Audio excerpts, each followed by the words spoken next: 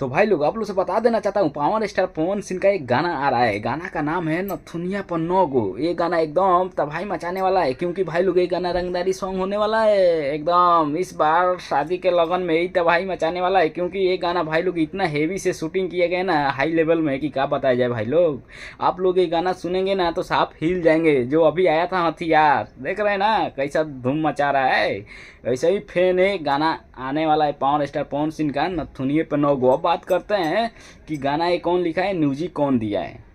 तो इस गाने को लिखे हैं सुधीर सुधाकर और म्यूजिक दिए हैं शुभम कुमार RRB। तो भाई लोग आप लोग से बता देना चाहता हूँ, पावर स्टार पवन सिंह के साथ दिए हैं शिल्पी राज। तो बताइए, पावर स्टार पवन सिंह ने अपना शिल्पी राज, ये दोनों जन का आवाज़ इतना मीठा है कि क्या बताया जाए। ये गाना इतना बम ब्लास्ट होने वाला है ना कि आप लोग कमेंट करके बताइएगा कि कितना बम ब्लास्ट होने वाला है।